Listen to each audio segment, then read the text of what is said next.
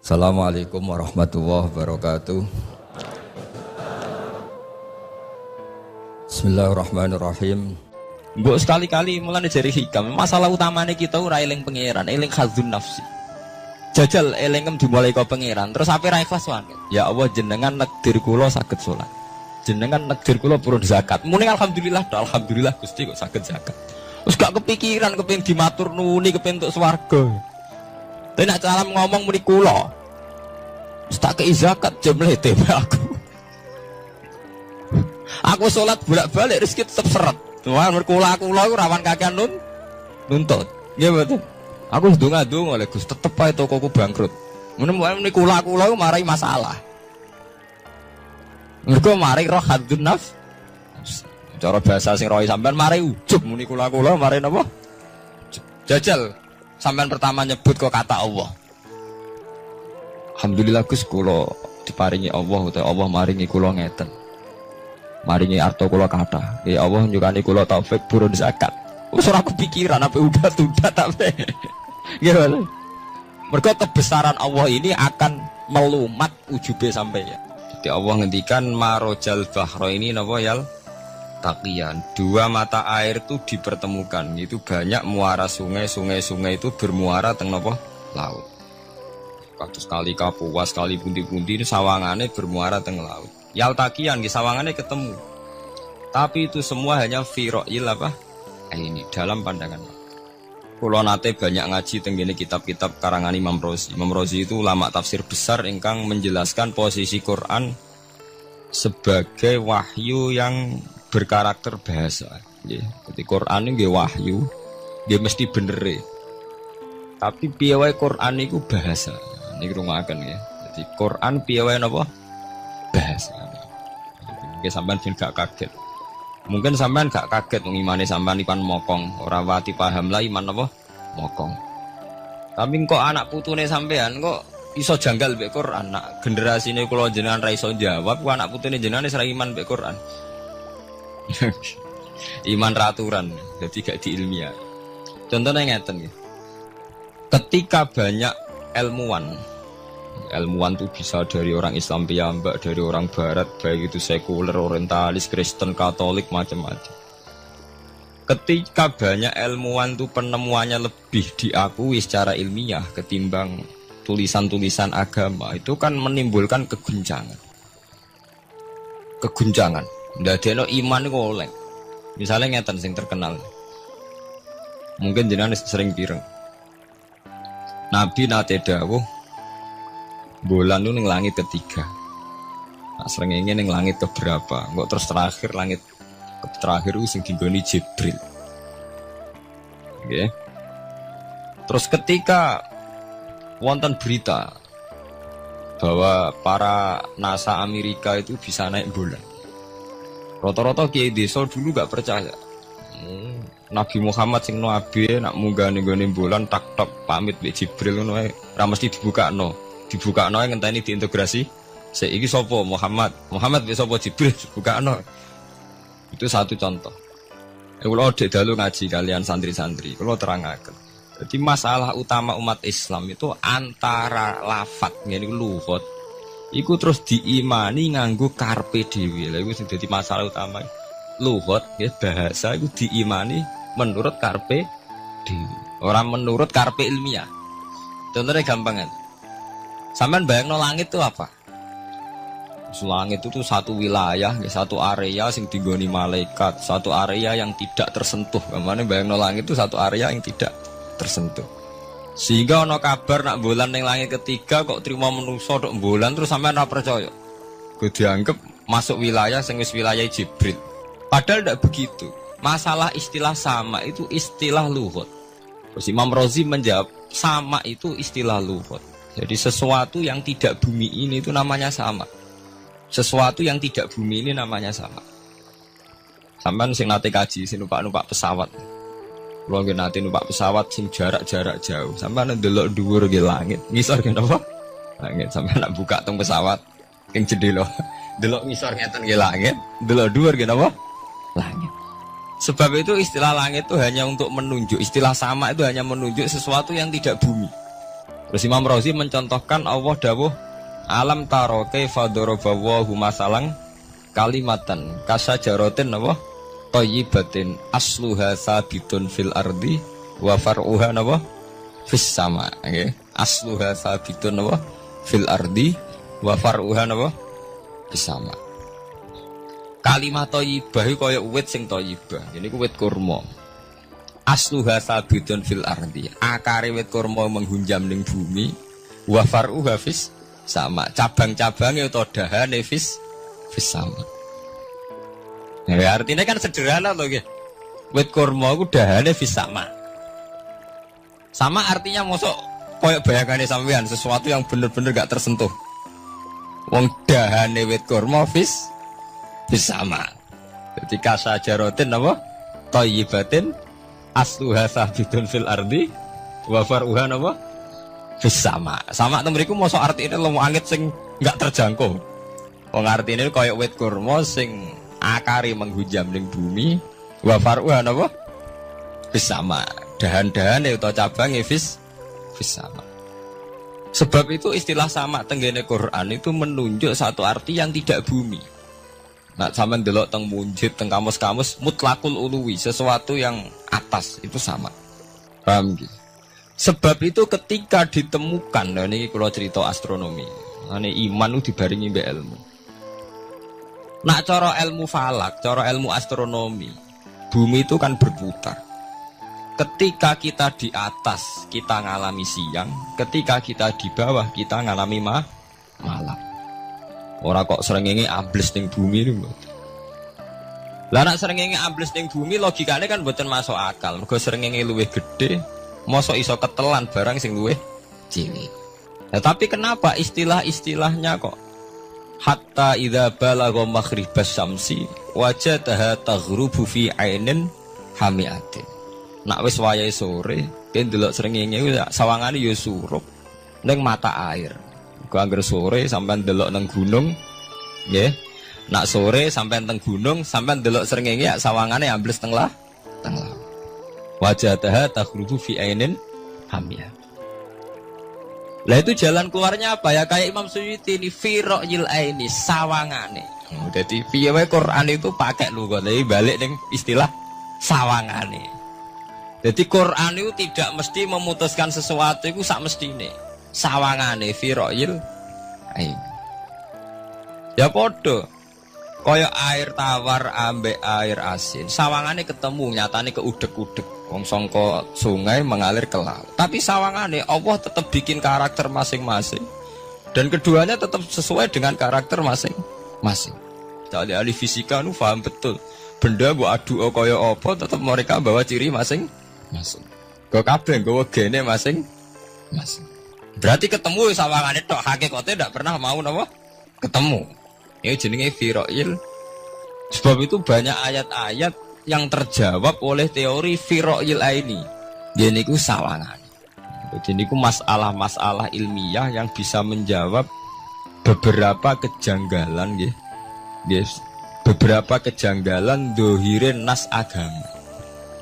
Zaman kudu paham ngono. Mergi banyak sekarang misalnya kayak manusia itu ketika bisa deteksi janin, ahli dokter kandungan lewat macam-macam peralatan itu nggih, USG macam-macam mak saged ngerti janin itu lanang atau wedok. Nah dhisik kiye-kiye kuno ada 5 perkara sing roh apa tok, kapan udan, kapan wong mati.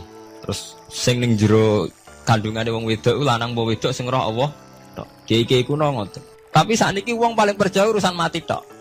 Urusan udan secara falak, secara astronomi saged dideteksi to. Wong falak iku iso ngerti iki musim rendeng, musim ketiga. Pergerakan angin sampai ndelok ning perkiraan cuaca ki rata-rata bener. Nggih mboten, musim angin, musim hujan, musim kering. Secara ilmiah ngene ku wong ngene ku wae. Setelah kita nentukan ora ana lanang wedok ning gone kandungan wedok manusa roh sing roh apa tok. Sing mari keliru sampai nentokno lanang wedok. Wong apa mau dawuh wa ya lamu mafil arham. Hanya Allah yang tahu apa yang di rahim. Ma itu cara nahwu itu mubham. Ma itu tidak harus menunjuk laki atau perempuannya. Ma itu lafadz sing mubham. Apa saja, kan bisa terkait nasib, ya, bisa terkait kesehatan, bisa terjahit gennya normal ndak. Tapi tahu-tahu kita lewat perasaan kita piyambak nentokno wae alam fil arham lanang wedok. Itu yang bolak-balik mulai agama rusak itu tadi. Sesuatu mbok maknani menurut karepem dhewe. Iwak tunggale Allah dawuh wa ma min dabatin fil ardi illa ala wahi napa. Terus gua kabeh sing gremeng ing bumi Allah nanggung rezekine. Cara Allah mulai ambekan ya rezeki, sampean ngirup oksigen ya. Iwak akal-akalane sampean bang rezeki dhuwit iki. Sehingga ketika kira di dhuwit terus janggal jare wa ma min dabatin fil ardi illa ala rezeki aku ora di dhuwit ora di beras. Nah iku jenenge maknani Quran menurut karepe dhewe. Lah semaring rusak tatanan bolak-balik terus nuruti karepe dhewe. Niki jurungaken sanget ya. Jadi ada masalah-masalah agama. Sing tahu-tahu kita punya pengertian menurut karepe dhewe. Ngene ku wau, misale wonten dawuh wa ma min dabatin fil ardi illa ala wahiris kuha asal jenenge dabah. Pokoke makhluk urip mesti dijatah rezeki masing-masing. Rezeki ku cara Allah ki mulai ambekan udara, kesehatan, sampean gak diantem tsunami, gak diantem gempa niku rezeki. Tapi manusa di bayangan dhewe rezeki ya dhuwit. Duwe beras kathah, nak panen kathah. Tapi manusa iku pengetahuane manusa mulane jare pangeran wa kanal insanu zaluman jahula. Manusa ujung-ujunge iku ya zalim ya bento.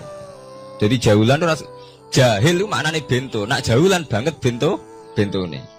Lah kok mboten bento sepundi? Ketika sampean nganggep rezeki ku artine duwe akeh, pangeran ngelingno, duwe akeh kowe setruk ya ora iso nikmati. Ya sumpah. Nggih mboten. Ketika kowe bayangno rezeki iku beras akeh apa-apa akeh. Terus kowe kecelakaan utawa duwe penyakit-penyakit apa ya sumpah. Sebab itu Allah ngendikan masalah rezeki itu masalah potensi kecelakaan. Makanya Allah ngendikan teng surat Isra iku manusa oleh ngelingno nganggo teori potensi. Afa amintum ayakhsifamikum janibal barri. Kok Allah ngelingno kowe kok ning bumi ngrasa aman, iso wae ujug-ujug ana tsunami. Iso wae ujug-ujug ana gempa. Misalnya kayak saiki selamat, iso wae kapan-kapan ra selamat. Sampai tenggene surat Isra itu diulang-ulang. Afa amintum ayakhsifabikum janibal barri aw yursila alaikum qasfam min khasifam di bulan bal ini. Kowe kok ngerasa aman ning bumi, iso wae setiap saat kowe kena angin liung, kayak angin belitung. Kowe ujug-ujug kena macam-macam, kena tsunami, kena gempa. Lah teori ini yang sing dadekno manusa iku syukur. Sakjane kita umpama anut Quran iku urip ku yo gampang syukur tapi yo ora gampang kebablas. Manusa ora ngoten to nggih, numpak pesawat sawangane rawan kecelakaan. Nak dong-dong ning omah sawangane akeh slamet. Lah wong Aceh pas ning omah kabeh kena tsunami sedina 100.000 ludes. Nggih mboten. Tapi manusa kedikte jahule bentone wae. Sawangane kecelakaan numpak pesawat. Numpak adam air sawangane kecelakaan. Nak ora sawangane slamet. Lah wong Aceh ning omah kabeh kena tsunami entek. Yang Jogja ning omah kabeh kena gempa 5.000 bablas. Itu jenis jahula, menurut saya wakil bentone. Begitu juga menyangkut hal-hal yang lain. Mulai Allah ngelingno. Ya tuh galerian sederenge era tsunami Aceh, sampean bayangno wong kerem ning laut, nggih mboten. Saiki entek teori kerem ning laut, wong Aceh ning darat kabeh. Mati nek kerem manusa bento. Yang saking bentone nyongkone jenenge kerem ngenteni ning laut. Pangeran ngelingno jare sapa? Tsunami ya, kerem tapi ning darat, nggih mboten. Jadi pangeran ngelingno bolak-balik. Kalau nate ngaji teng Jogja ngoten. Manusa ku bento, saking bentone iku nak ngomong ke karepe dhewe. Mulane ketika Allah nurono innallaha la yastahi ayyadriba masalam ma ba'udutan. Allah iku gak isin nak sekedar nyontokno barang-barang cilik kaya nyamuk. Tapi manusa saking bentone ngoten, ambek macan wedi. Kesane diterkam macan mesti mati nih. Ambek buadak wedi. Kesane diterkam badak ku akeh mati. Padahal sedikan, rata-rata wong mati mbek kuman, barang sing cilik. Nggih mboten. Kabeh ahli medis, ahli ngerti nek wong jarang. Wong sing mati diterkam macan menawa mulai Nabi Adam sampai kiamat kena diitung kok nggih mboten. Tapi nek mati mbek kuman. Rak barang cilik. Nggih mboten. Tapi manusa wedine ra mbek barang-barang gedhe. Ana macan do mlayu. Jare sapa saiki wong mati kok pitik flu burung ngono. Lha iku betapa bodohne manusa, gara-gara macan budi iso nyakar kowe wedi. Tapi nyatane macan mboten mateni, sing mateni malah penyakit saka pitik trimo flu burung. Lha iku betapa zaluman jauh lah. Dadi Manusa ngomong-ngomong klira-kliru. Mok sawangane tok. Blunder-blunder. Mulane pangeran nak nyipati manusa wis dolim bento. Maka al insanu zaluman apa? Jauh lah wis dolim napa? Bento. Menjenak dituruti ngoten klira-kliru. Jadi ngomong-ngomong dibule klira-kliru. Paham ya? Iku saniki kok sampean ketambahan ilmu anyar sesuatu itu ana sing kaitane napa fira'il aini mok sawangan. Sebagian ilmune manusa ya mau nurutin apa sawangane ora nganti tok ilmu hakikat. Sebab itu cara ilmu-ilmu tasawuf terus ilmu dibagi telu wonten syariat, wonten tarekat napa wonten hakikat. Mergo nek umpama nuruti syariat tok wong mok sawangane tok. Ya sawangane wis salat wis sujud. Jebule atine ra melok sujud. Atine berontak ene pangeran. Artine sujud kan wong tunduk kabeh ning khairihi wa syarrihi minallah. Jebule sawangane sujud tapi grundal-grundal mek pangeran mesti sawangane. Mulane terus wonten ilmu hakikat ora oleh mau nglakoni syariat tok kudu ana hakikate. Muga nek ora ana hakikat ya ngoten niku wau. Mau barang mau amen sawangane tok. Sawangane sedekah jebule bar gaya mek unda-unda. Dadi sampean nak nganggo ilmu hakikat kan ngerti, manusa mau kaya dakon. Jadi sampean sedekah carane ikhlas itu gampang. Nemen gampang. Cara sampean nganggo ilmu hakikat ikhlas itu sesuatu yang sangat mudah. Malah kowe ora ikhlas itu sing janggal. Lho nggih kula sering ditangkliti, Gus ikhlas kok angel. Lho cara aku malah gampang ikhlas timbang ra ikhlas gampang ikhlas. Kowe anggere ikhlas angel berarti ilmu untuk syariat tok. Nah ilmu mesti hakikat, mesti ikhlas. Bukan mungkin ra ikhlas, mesti ikhlas. Misalnya ngeten. Kula niku gadah dhuwit 10.000. Ya, cek dhuwit, cek ilmu, cek derajat. Gadah dhuwit 10.000. Sampean kalau menurut pandangan syariat, karena dhuwit itu hasil dagangannya jenengan, ya wae jenengan. Oleh tiang disekakno jenengan wae jenengan. Gara-gara sampean ngrasa wae lho, nak dikekno wong ya abot. Nak sampean sedekah yang ngerasa iso ngundat.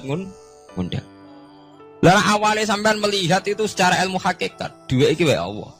Wae Allah ya wae Allah ora wekku, titipan. Dikekno wong ya wae Allah dolanan mau ning nggonku, saiki ning nggone dhekne kan selesai kan. Mulane jare hikam kula nu tak kenang jan hikam. Cara hikam wong ra ikhlas bentuk-bentune wong.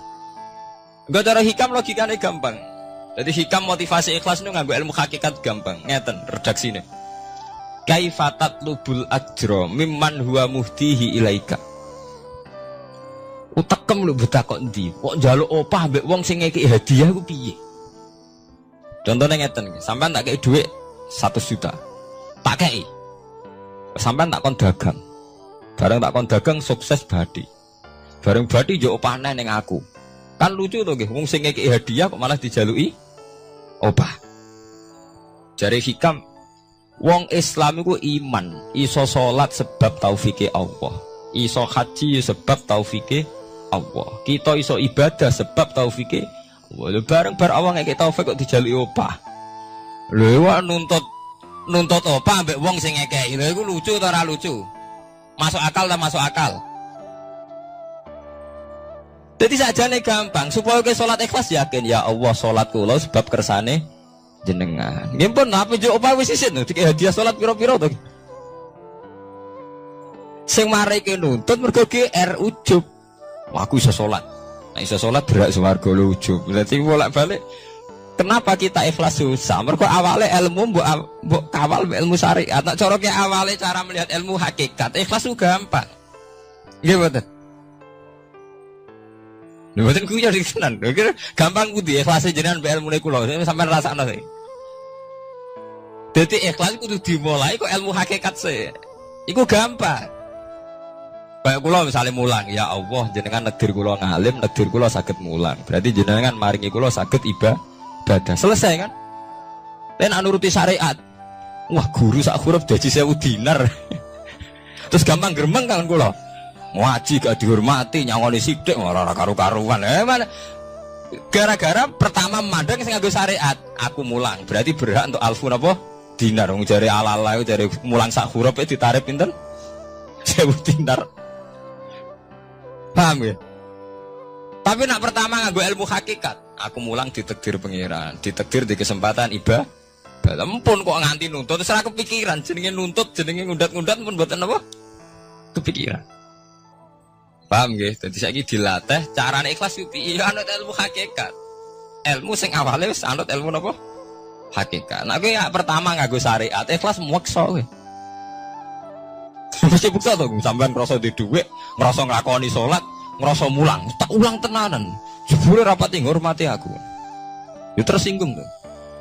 Lho nak tersinggung tiyang ikhlas mboten menyangkut ngoten.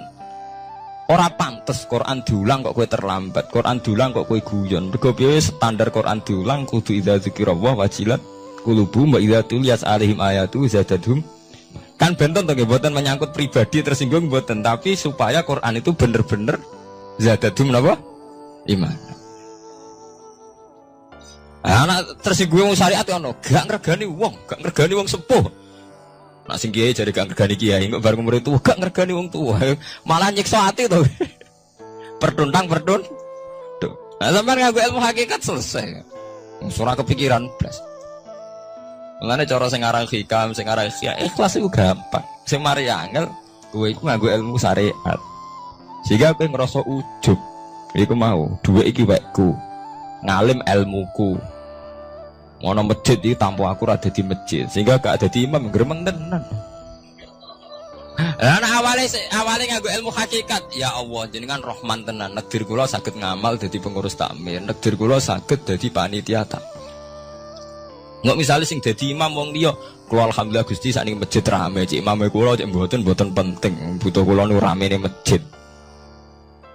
Wong kula pengurus takmir maksudnya ngrameni napa? Masjid. Ya, takmir zaman akhir ngrameni masalah. Jadi masjid tetep gak rame, masalahnya napa? Rame. Kan wis ora.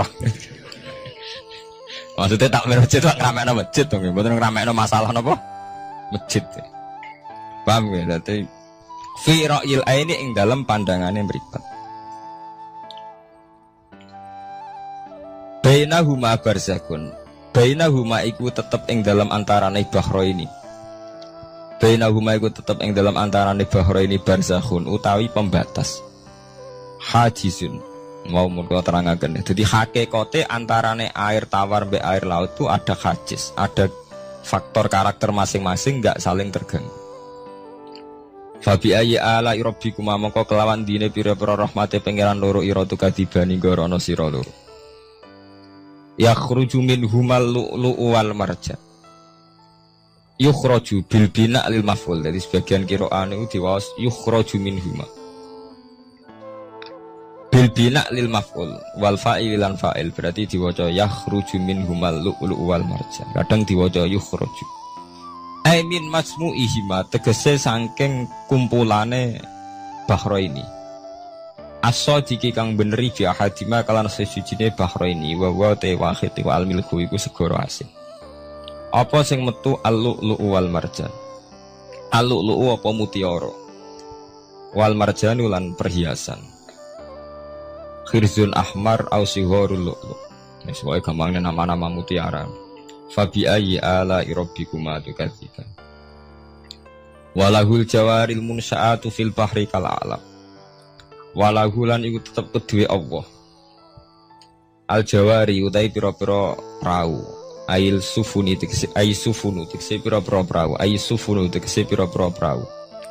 Al munsaatu kang den wujudna. Diciptakan. Ail muhdasatu tegese ingkang diciptakan. Fil bahri ing dalam segara.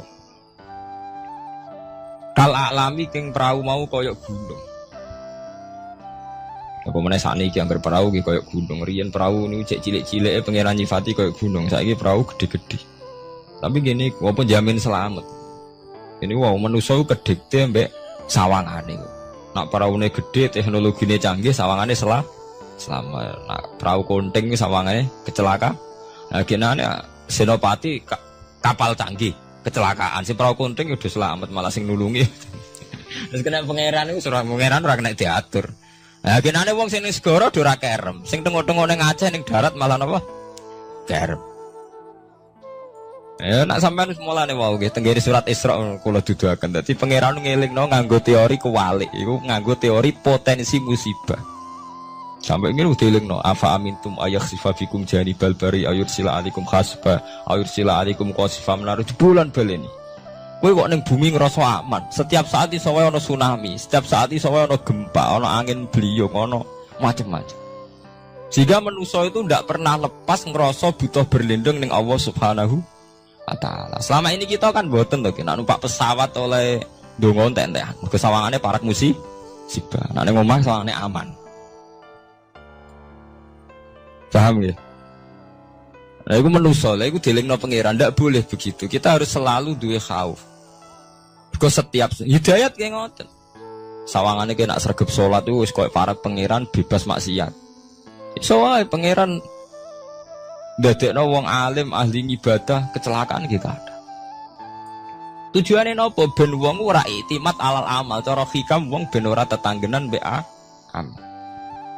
Lah cerita-cerita teng Duratun Nasihin nek kiai bar sesuk top-tope kiai. Ning akhir hayate nggih selingkuh nggih mboten sejarah. Emang manusia gampang akal-akalane. Kuatah cerita-cerita seorang ulama, seorang abid ibadah puluhan tahun akhirnya kecelakaan. Iku nunjukno sing penting wong ku berlindung ning Allah Subhanahu wa taala. Mulane jare sing aran hikam wong nganggo untuk makom fana. Makom fana makom sing wis gak iso ndelok awake. Iku cek rawan ujub. Ini wow. Saleh ke salat ngrasa ya Allah kula pun salat jenengan tampi. Kula pun zakat jenengan tampi. Sing mari muni kula sing mari rawan kira ikhlas. Mbok sekali-kali mulane jari hikam, masalah utamane kita ora eling pangeran, eling khadzun nafsi. Jajal elingem dimulai ka pangeran, terus ape ra ikhlas wae. Ya Allah jenengan nekdir kula saged salat. Jenengan nekdir kula purun zakat. Muni alhamdulillah, alhamdulillah Gusti kok saged zakat. Wis gak kepikiran kepengin dimatur nuni kepengin entuk swarga. Tapi nek salam ngomong muni kula. Wis tak kei zakat jemlete aku. Aku salat bolak-balik rezeki tetep seret. Tuhan berkula iku rawan kakean nuntut. Nggih mboten. Aku ndonga-ndonga oleh Gus tetep ae tokoku bangkrut. Muni kula marai masalah. Mergo mari roh hadun nafs. Cara bahasa sing rohi sampean mari ujub muni kula mari napa? Jajal sampean pertama nyebut kok kata Allah. Alhamdulillah Gus kula diparingi Allah utawa Allah maringi kula ngeten. Maringi arto kula kathah. Ya Allah nyukani kula taufik purun zakat. Wis ora kepikiran apa udah tapi. Nggih. Mergo kebesaran Allah ini akan melumat ujube sampai ya. Paham ya? Gampang tuh saat ini apa sama ikhlas? Gampang, jadi ikhlas itu gampang. Semari angel awalnya mbok bangun mbek basis ilmu syariat. Artinya radune itu. Kepen ikhlas kok dibangun mbek basis no syariat. Kabeh ana adune. Mulane jari hikam kowe itu mau wiridane Nabi ana nyebut aku ya. Mulane darane hikam orang yang paling ngerti rahasia ikhlas ya hikam. Semua wiridan yang diajarkan ke kita itu tidak ada yang nyebut aku. Enggak ada wiridan hamidullah saya muji Allah itu tidak ada. Ya langsung alhamdulillah alhamdulillah. Wiridan tasbih ngoten subhanakallahumma bihamdik subhanallah. Tidak ada Nabi ngajari sabbahtu wa hamd. Karena kowe muni kula maca tak wis rawan ujub, angger muni kula wae rawan. Iya bener. Semuanya agama ngajari ku gak nyebut kula. Lha jenenge makom fana, terus diterkenal ning hikam istilah makom napa? Fana, yaitu tidak pernah nyebut kula. Jadi ki anggere eling pangeran ya subhanallah walhamdulillah wala ilaha illallah wallahu akbar. Angger kula ku serawan ujub. Kecuali masalah elek malah kok nyebut astagfirullahaladzim kula akeh dosane juk sepuro Gusti. Bener nek elek akonillah. Ben ora ndase gede. Mah apik dilakoni kula salat Gusti, kula zakat. Wah akhire ndase gede. Kowe tuh mau ana wiridan sebarang-barang apik ana kata kulone ayo. Mboten enten. Ya alhamdulillah subhanallah. Ya ora karepe. Waca-waca te ora napa? Arep saya tak terangno kenapa ora nyebut kula. Iku ana sirine. Ben buak ujub, buak khadzun nafsi. Wiridan la khola nggih langsung la khola wala quwata illa billahil aliyil azim. Subhanakallah bihamdik, subhanallah bihamdi. Kowe kula ku lereni. Kecuali ngaku dosa bener, Robi ini zalam tuh nafsi. Bendase gak gede, nak salah lah muni kula. Bener muni kula, salamat kakak nuntut. Yang jare hikam napa kaifatat lubul ajra mimman huwa muhtihi ilaika. Oke kok nuntut ganjaran mbek wong sing ngekeki hadiah. Cek mursalem gitu, mursal jadi. Nah kita ini kan lucu tuh, kita mulai cilik diajari tauhid, iso salat kersane Allah, iso zakat kersane Allah, iso haji kersane Allah. Bariku njaluk Allah opah. Dikai piro-piro tuh, kok njuk napa? Opah. Gampang tau ikhlas ta. Al-lu'lu'u wal marjan fa bi ayyi ala rabbikuma tukadziban. Walau lan tetep kedhe apa al-jawari utawi pira-pira prau sing al-mursaatu fil bahri kang ing dalam segara kal alam kaya dene pira-pira gunung. Kal jibali kaya dene gunung. Apane izuman gedene. Dadi nak azman ku artine balung. Nah maca niku izuman apane gedene utawa uzman apane gedene. Wartifaan lan dhuwure. Fabi ayyi ala rabbikuma tukadziban mongko iku kelawan dine pira-pira rahmate pangeran ira loro tukadziban igorono sira loro. Kuluman alaiha fanin. Kuluman diskabane wong alaiha kang ing atase ayil ardi tekse ing dalem bumi minal hayawani sing pira-pira hayawan. Pokoke kabeh sing urip iku fanin iku bakal rusak. Kabeh sing urip bakal rusak hal iku tekse kabeh rusak. Maksudnya rusak niku nggih mati. Wa ubira lan den takbirno biman kelawan kataman tagliban karena menangno lil ukola di wong sing dene akal. Mestine nggih sinten mawon sing ning bumi ku rusak cek manusa cek kewan cek napa mawon. Tapi di istilah man padahal man kangge manusa. Iku tagliban apa lil ukola. Wa qalan tetep wajib rabbika apa wajah zat ira. Edzatuhu tikzatu rabbika. Dzul jalali kang duweni keagungan ayil azumati tegese kang duweni keagungan wal ikrami lan kemuliaan.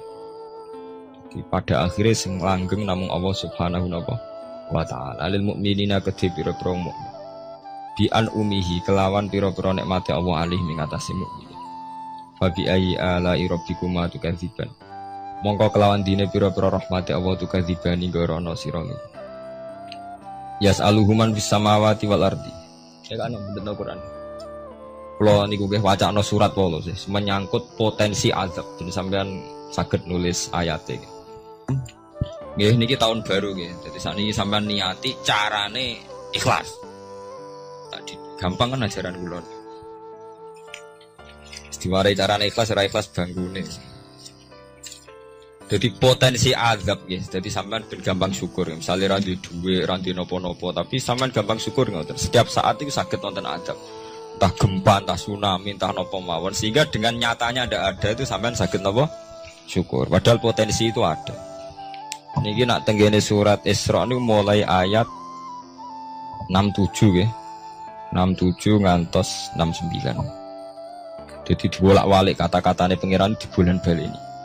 Mulai wa idza masakumudurru sampai afa amintum ayakhfamikum janibal bari ayursilaikum khasiban.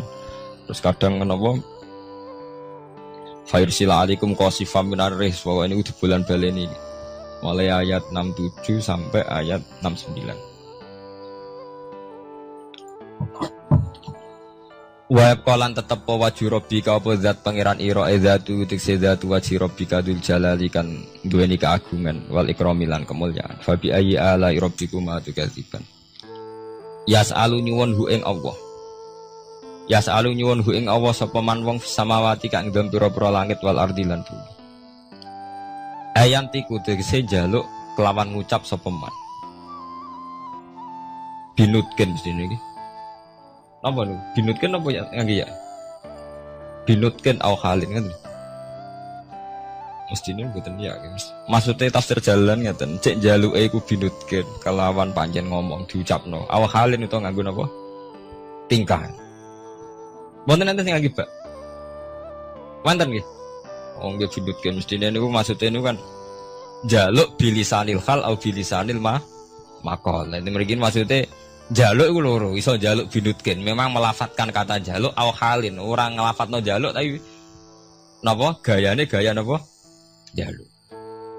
binutken kelawan keucap aw halin utawa kelawan tingkah njaluk iku iso kelawan muni injemun utawa tingkahe njaluk kados Nabi Ibrahim ketika diobong Namrud Jibril dugi ya Ibrahim kamu minta apa akan saya sampaikan kepada Allah. Jawab Nabi Ibrahim kan ilmuhu bihali yuhni an soali Allah wis pirsa keadaanku iku wis dadekno aku ora perlu njaluk iki jenenge hal ilmuhu bihali yuhni napa an soali jenengan tak warai ilmu ikhlas. Jadi paham ya ilmu ikhlas niku dimulai kalau baleni malah nggih dimulai saka ilmu hakikat. Lah kabeh ilmu hakikat itu buak khadzun nafsi, buak kata kula. Go kula ndadekno ujug. Paham ya? Kabeh ilmu hakikat buak kata kula, mergo kula ndadekno ujug. Lah kowe ambek Islam bangga upe ujug piye? Misale kowe nganggo ilmu hakikat. Kabeh ilmu hakikat tak ngeten. Alhamdulillahilladzi hadana wa ma kunna linahtadiya laula an hada. Dadi sakjane sampean cara nganggo ilmu hakikat mesti ikhlas. Alhamdulillah alladzi hadana bedino ora mbok pidatokno nggih. Tapi ora mbok jiwai tetep ae ngrasa kiai, ngrasa Islam wis suwi. Kok anggere jek ana kata kula mari rusak. Jajal ki ora usah muni kata kula. Alhamdulillah alladzi hadana li hadza wa ma kunna linahtadiya laula an hada. Alhamdulillah cah diparingi iman Islam. Umpama ora diparingi nikmat Allah ora bakal kita iman ora ngarah sampean kepikiran nuntut. Nah, ning atine sampean ilmu ngoten kan ora ana kepikiran nuntut. Tapi nek muni kula wis kakean penuntutan nggih mulai umpama Islam mulai cilik nganti tuwek ngiyai ora sugih-sugih ana Islam anyaran kok Cina-Cina masuk Islam terus sugih. Kene Islam mulai cilik ora sugih-sugih kono Islam anyaran. Jadi Islam bandingno. Ana kiai anyaran langsung melejit juga ke kiai 10-an tahun dak wis gak suke-suke. Kene kiai wis wira diregani kono kiai anyar direga. Aku anggere kula mari hasud, mari drengki. Tapi semuni Allah pun ilang drengkine. Gusti alhamdulillah mulai alit nganti tuwek jenengan takdir kula dadi kiai. Artine wonten fungsine kangge agama. Alhamdulillah Gusti. Wah anggere gak muni kula aman. Iku jenenge fana. Fana maknane rusak, maksudnya membunuh, melumat semua khazun nafsi dibunuh betul. Kata kula kecuali barang elek. Mulane jare hikam tita ini angger barang apik mesti ra ono kulane. Nabi nak mari wiridan subhanallah alhamdulillah. Tapi nak barang elek kon nyebut kula, Rabbi ini zalamtu nafsi, astaghfiruka wa atubu ilaih. Tapi nak wiridan subhanallah gak ono ajaran Nabi sabbahtu wa hamidtu wa kabbartu. Ora ada. Wiridan langsung subhanallah alhamdulillah. Mergo agar menit tuh mari ndase gede, sesuai gampangane moten. Nah, nek bar ngono ikhlas gampang. Paham gitu, dadi ikhlas iku mboten bulet. Kaya bayangane sampean wangel ikhlas. Lah mari kowe nganggo bahasa syariat kowe mbok ikhlasno ya angel lho. Dhuwitku tak kekno kowe. Bar ngono nglatih ikhlas kaku ati muni kowe wis dadekno ndase gede. Muni kowe wis pelecehan, posisiku ngekeki kowe dikeki wis ndek to wis. Sitok ndase gede, sitok dinakno to nggih. Nek posisine nyebut Allah duwe Allah dititipno ning aku saiki mbah sesuk aman to ora pati ndak kok aku nggih ilmu ki ngoten lho kula sering kula mboten sombong sering casarang tanglet kula Gus jenengan iki nom sawangane gak beban nyai ora beban kok beban piye ora piye kanca kula kan tesih kata to latihan nyai nek digedhi wong kepikiran. Nah kula sami sekolah daroh blas mboten kepikiran blas. Wong sapa nganti digedhinge tak pikir.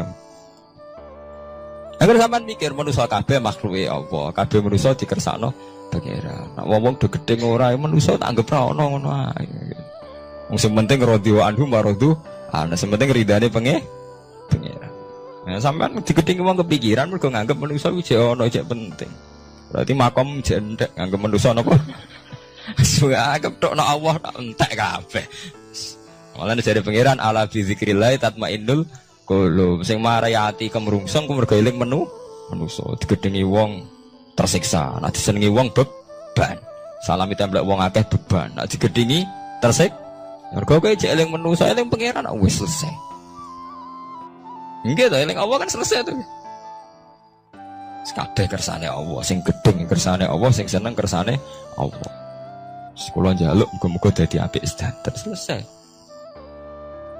Mulane ala bi dzikrillah tatmainnul.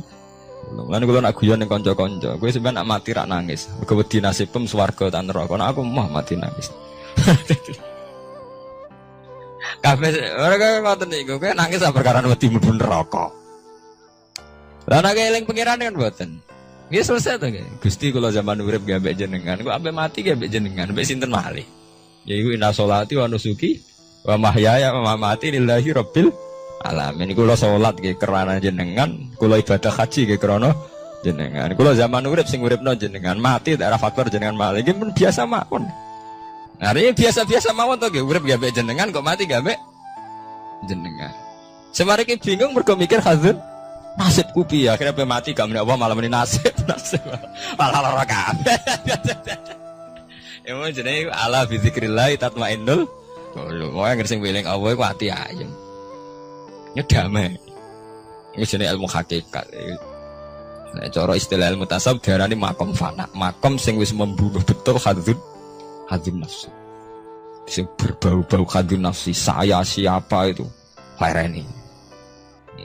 Gampang tuh guys, nawari carane ikhlas deh. Minal kuwati saking kekuatan ala ibadah ing atas ibadah. Ala ibadah ing atas ibadah waris kiran rezeki wal maghfirati lan pengepuranan wa beri dalika lan salian mengkono ibadah rezeki lan maghfirah. Kullu yaumin huwa fi sa'at. Kullu yaumin ing dalam saben-saben dina waktin ing saben-saben wektu. Wa ta Allah ku fi sa'atin ing dalam kehendak. Maksudnya setiap saat Allah itu dalam keputusannya. Saat ini ada orang melarat, ujug ditekdir orang sugih ditekdir apa? Melarat, ada BTS ujug jadi orang ibadah, ada kiai saiki jadi orang rusak. Setiap saat Allah bisa molak-malik keadaan. Mulane teng kitab-kitab kata cerita ana kiai bar sesa ibadah kaya ngono ditekdir jatuh. Ana mantan BTS dadi wali. Iku nunjukno ben wong eling nek Allah teh. Ya ora ono gledek ora ono jos iki biasa bisa mawon. Umpamane biasa waktu isu pantasa atau zuluman biasa wis wayahe. Mulane antike hikam pertama ngarang. Kata pertama hikam ngarang kan min alamatil iktimat alal amal nuksonur roja inda wujudis salal. Hikam pertama dibuka mbek alamate ke tetanggenan mbek amal. Iku kowe rapati roja ning Allah nak bersalah. Di misalnya kaya santri yang ngoten iki, nak ibadah terus tahajud sawangane para pangeran. Tapi sekali maksiat, saling ngambung rondo mbok ngrasani wong, langsung kabeh pangeran ngrasa salah. Wis rapati rojak ning Allah. Jare sing aran hikam. Kowe ku nakalan mbek pangeran. Pas maringi kowe ibadah kira rapati syukur. Pas maringi dosa kowe eling. Anjen padum iku kepengin enak terus. Sebenarnya kita ini kan punya masalah klasik, dipek menangi dhewe. Mulane jari Imam Ghazali ini penting. Misalnya satu hari ini saya tadi ditakdir sholat subuh. Habis ditakdir sholat subuh saya tadi juga ditakdir sholat zuhur. Ditakdir sholat asar. Bar sholat asar kalau ditakdir ngaji. Bar maghrib kalau sholat. Badhe niku misalnya kalau ditakdir maksiat. Maksiat itu sesuatu yang nyata, tapi taat ya sesuatu yang nyata. Tapi manusa ketika tahu maksiat itu sawangane kaya Allah ora ngekeki rahmat. Mulane dari Imam Ghazali mintal bisi iblis. Dari Imam Ghazali termasuk godane iblis. Wong soleh-soleh mau dielingno dosane tok. Sehingga menghancurkan rasa syukur. Lah rasa syukur iku wis hancur, akhire wong gak nyaman mbek pangeran. Lah ketika wong gak nyaman mbek pangeran, setan wis menang. Mergo wong gak nyaman mbek sinten? Pangeran. Jadi gampangane wong kon ngeluh. Soale sampean dadi kiai, tahu salah pisan momen eling terus salah. Jadi Imam Ghazali lha kok railing tok atem, kowe ditakdir salat, ditakdir zakat, ditakdir purun ibadah. Lah nek wong wis ora nyaman mbek pangeran mergo ngrasa salah terus iku setan menang. Mulane dalam cerita Kiai Barseso nggih critane sebagian ulama darani maudhu palsu. Tapi saged didamel iktibar. Jadi ana cerita Kiai Barseso kiai sing ibadah terus. Setan ganggu kaku ati. Ten Duratun Nasihin setan ganggu kaku ati. Cerita ini bisa palsu, artinya sebagian ulama darani maudhu. Tapi rata-rata ulama itu hanya iktibar, nggo perbandingan. Barang ngoten duwe niku ibadah sungi. Ijek kalah mbek santrine. Setan ganggu kaku ati. Akhirnya setan mendo-mendo dadi santri. Wabah ibadah kiai ini dikalahno. Misalnya kiai ini tahajud mulai jam 3, setan mulai jam 11. Ditandingin. Misalnya kiai ini lumane 1.000, setan sudah kowe 500.000. Soalnya kalah terus tanding. Sesuk takok iki. Dong, aku kok ibadah ngalang-alano aku, resepnya apa? Setan, pancen maksudnya setan ben takok. Niku ya, kula nu nate maksiat. Wong ngriling maksiat kula ngoten, ape salat leren mboten sedoler. Oh. Ape turu ora sedo turu. Akhire kula ibadah terus. Nah, jenengan kepengin niru kula nggih kedarate maksiat. Nah, sehingga ini saya penasaran kok pengen ibadah luwes sangka biasa. Maksiat apa, Jeng? Ya selingkuh ya, wah keduren. Kan sih aja Jeng paran. Mateni wong. Nggih paran Jeng paran. Akhirnya nyabu. Ngeflame mau dia. Nggih minum mau dia kan sedengan. Wah iya Jeng cocok ya sedengan. Akhirnya golek warung minuman. Nah, warung minuman rata-rata mulai dia nih bakulnya beda. Sampai delok teng kitab Jurut nanti. Bareng minum ngefly mboten sadar. Bareng minum merkosa. Bareng merkosa bojone sing adol minuman teko, muring-muring dipateh ini sempurna. Jadi bar minum merkosa mateni ti. Sebab itu ulama itu nak darani dosa paling gede gua mulai sing darani zina, darani mateni wong, tapi Quran bakas malah minuman. Malah niku teorine ilmu ke. Quran niku nak bakas rata-rata king sebab. Jadi mateni wong dibakas Quran niku ya aja mateni ini, wala taqtulu wa aja pateni. Nek nak bakas minuman dibolan-baleni. Karena sebetulnya sampai nak dulu tentang berita-berita kriminal itu kan seorang pemuda mabuk membunuh orang, seorang pemuda mabuk bacok orang. Karena awal dari dosa itu pancen mabuk. Nanti dibakas Quran yas'alunaka 'anil khamri napa wal maisir. Akhirnya mabuk, baru mabuk. Pun betul terkendali toh, terus merkosa. Bar merkosa mate. Di ilmu itu melane sing ikhlas. Jadi cara ikhlas itu gampil. Kan nyebut apa? Mana kiai kuno arif ikhlas itu apa? Ikhlas sing ibadah krana apa? Jadi paling gampang tak arif ikhlas itu apa? Sing isnad, sing nyendekno kabeh amal ning Allah Subhanahu wa taala. Eling apa itu mesti ikhlas. Jadi mau eling apa? Hadun nafsi itu buang jauh-jauh. Iku nunjukno nak manusa mau sepiro. Ya manusa ku gampil. Kula dikonco Gus nak guyon mbek kula. Manusa dibeli gampang kesakalakan. Misale Gus utawa kiai nerangno nasab ku penting. Anak kiai udah ngene-ngene, keturunan nabi ngene-ngene. Bareng-bareng mulai ngaji ana wong wayu ora anak kiai wis rubah gak penting nasab lu penting. Wes rubah, manusia aku gampang, gitu. Manusia aku gampang rubahi. Ana fakta sithik neru. Mulane jare kiai iku lho. Kayak nek dadi kiai iku ora iso ora ngelem pangeran. Teorine manusia kalah kabeh. Sare sampean dadi kiai. Dadi kiai gede. Rata-rata kiai gak seneng santri. Kok oleh mulyakno santri entek ngamek. Tapi nek wis dadi kiai ora pati yo. Ke angger santri sowan cerita masalah. Rabi rung di omah, mbok rabi bojone judes, mbok rabi ra tau didu. Sementara sing ora santri iku ngaturi kiai, bupati sowan nek dhuwit 1 juta. Wong setengah abangan rapate salat ngaturi kiai. Mulane jare nek wis ngoten niku fakta. Mulane jare kitab-kitab tasawuf kadang wong saleh medhit ora pati saleh lho. Mulane Nabi riyen ngelingno inna wa la yu'ayyidu hadatin birrajulil fajir. Kadang wong ora bener semangate ra karuan. Tapi di acara pengajian di pembangunan masjid ngajak wong saleh kabeh ra dadi. Wong ciri utama wong saleh iku prindang-prinding. Mulai dhisik sunah pangeran ciri utama wong saleh prindang-prinding. Cara bapak zaman almarhum wong saleh bekar-bekar serakasil dijak urusan apa? Serakas. Kita wong nekat. Mulane Nabi ku pinter. Nabi ku nak ngelem Abu Bakar sundul langit. Ke Abu Bakar afdhalus soha. Nah, tapi Nabi ora pintu soal perang temu ngkon Khalid bin Walid. Mergo buta preman. Nah, kabeh sejarah nak Nabi perang panglimane Abu Bakar apa Khalid bin Walid? Khalid bin Walid preman mboten. Preman. Mulai dhisik ngoten. Aturane jen ngoten. Mungkin manusa ngoten. Sami sampeyan wis dadi kiai ki ngoten. Sing rapati santri sowan lho ngotar ngaturi. Sing santri yo cerita masalah iki. Nah, Sampean gedeng yo keliru. Tapi sampean nganggo ilmu hikam wis, entekno ning pangeran. Jeneng kersane pangeran modele urip ngono apa? Selesai kan? Kowe ora gedeng santri, ora gedeng wong do. Wong dolim suwarene ben tobat tak ajari ya kersane Allah. Santri rene kangen kiai ini ya kersane Allah. Pun selesai kan?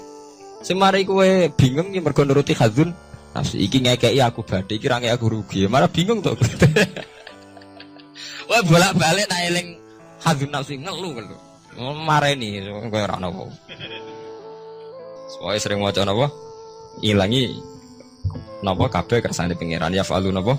Mayasya. Dadi kulillahumma malikal mulki itu tilmul kaman tasa wa tanziul mulka mimman tasa wa tu izuman tasa wa tu ziluman tasa. Enggak cepet nih.